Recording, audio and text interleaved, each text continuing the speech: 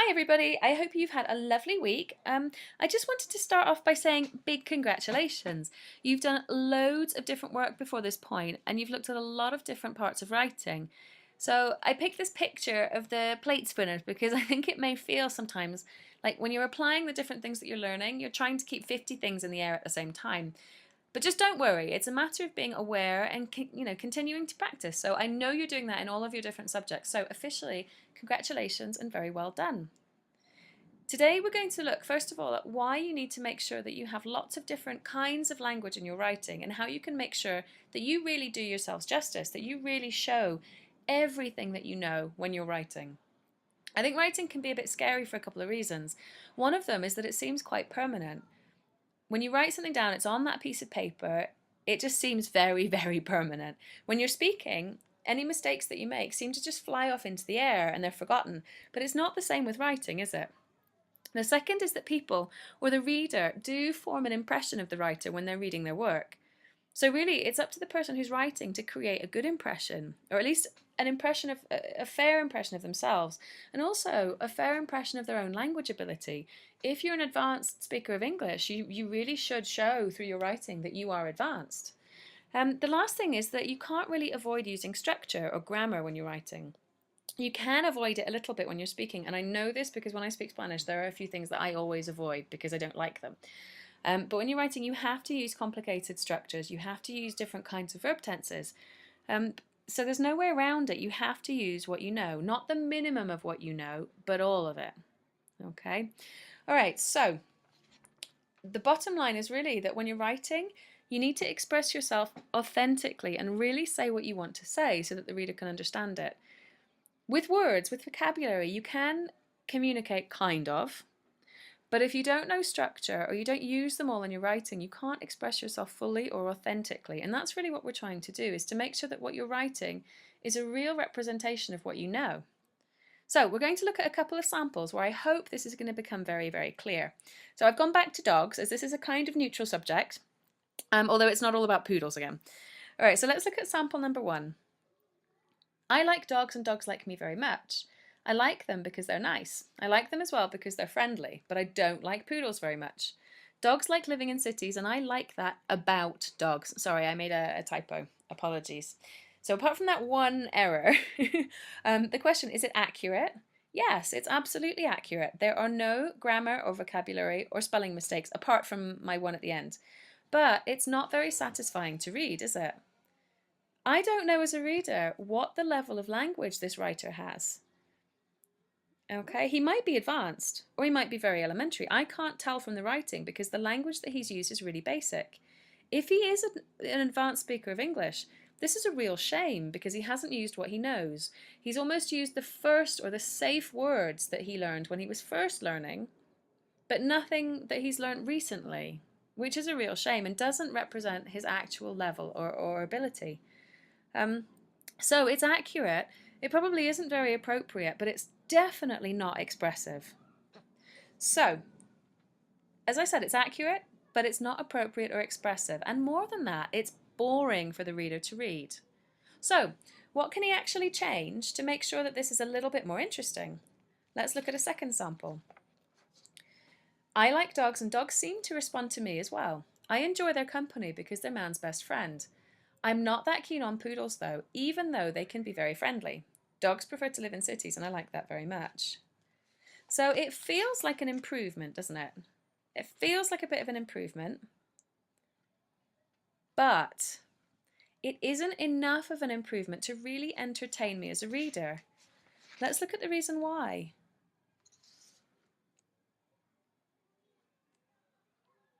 Okay.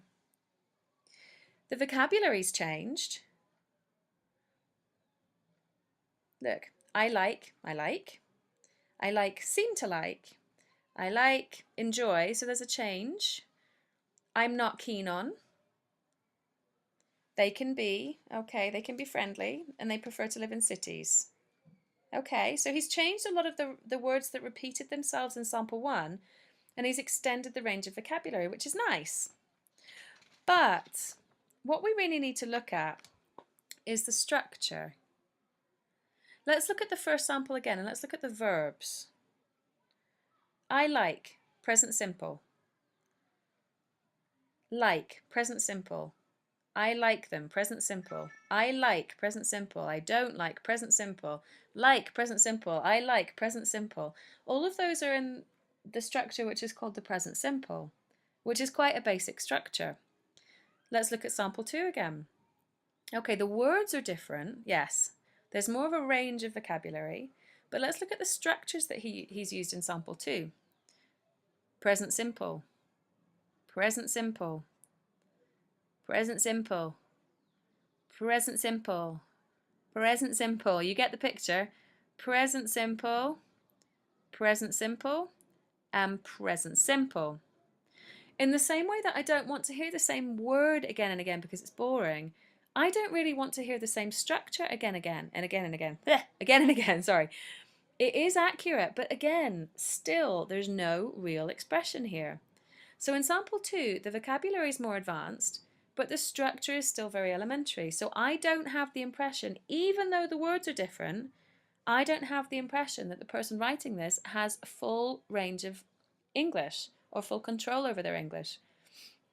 This limited range of structure is a problem because it will always stop you from being able to express your ideas fully as a writer in any subject.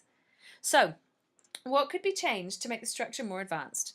And the answer is variety and control. So let's look at a third sample. How could this be changed? Okay, here we go. Let's read it just once to see what's different, okay? And then we're going to go back and analyze it. So sample 3, I've always liked the company of dogs who in turn have also made it clear that they enjoy my company as well. In fact, it's often said that dogs are man's best friend, and I couldn't agree more. Having said that, I don't imagine that I would ever be a great fan of the poodle, although they're said to be quite friendly animals. Living in cities seems to appeal to dogs a great deal, which is also a lovely quality. Were it the opposite, I'm not sure so many people would be such fans. Okay, so this is definitely an improvement. And it's an improvement not just because the vocabulary is different, because in sample 2 the vocabulary was different, but it's better because there's more variety and there's more control over different kinds of structures. So I'm going to call the structures by their real name. In here we only had present simple. In here we only had present simple. So let's go through and identify what we actually have in sample 3. Please don't panic if you don't know the labels. The important thing is you can see that there's a lot of variety or range here, and you can learn the labels some a different time, okay? So here, I've always liked, this is present perfect. And again, have also made it clear, present perfect. And then you've got a lovely collocation here to make something clear, a lovely expression that shows that you have control of natural structure. Here, it's often said, this is present simple, but it's a passive structure. Okay, so you don't know who's saying the thing. Present simple here. So we can use the present simple, but in conjunction with lots of other things. I couldn't agree more. Couldn't. This is a great modal verb. Okay, modal verbs are could, would, should, and these can really help extend your range of language when you're writing. Again, here, I don't imagine. This is present simple, but it's used with another modal verb. Okay, what he's doing here is hypothesizing a little bit, guessing. All right, here we have another passive structure, which again is a really nice trick. A lot of the time passive structures can help raise the formality of your writing. We've got a passive structure. Here, you've got the ing form, living, which is a gerund. Okay, and it's another really, really nice way to start off a sentence. Seems to appeal. Okay, we have present simple. And let's look at this last sentence here. Were it the opposite, I'm not sure so many people would be such fans. So it's great because what you have is a conditional structure. Okay. And here you've got inversion, which is a great way to extend the range of your grammar in your writing. And inversion makes your sentence a little bit more interesting. So there's a lot of interesting vocabulary in here, but there's also a lot of interesting structure. The message is basically the same as in the first sample. But I really feel as a reader that in sample 3, the writer has really fully expressed really what they're trying to say. And I am entertained and I am convinced that the writer of sample 3 has a full range of structure and is advanced. I have no doubts. Okay, this writer has done themselves justice. So, these are the kind of range of possibilities when we're thinking about range of language and grammar. This rubric is taken from IELTS, which is an international exam, and this criteria looks at range and accuracy. So at the top, uses a wide range of structures with full flexibility and accuracy, some minor slips. Okay, this is what we're really aiming for. That's sample 3, full flexibility, a wide range of structures. Sample 1 and sample 2 are really down here, both of them, because there's a limited range of structures.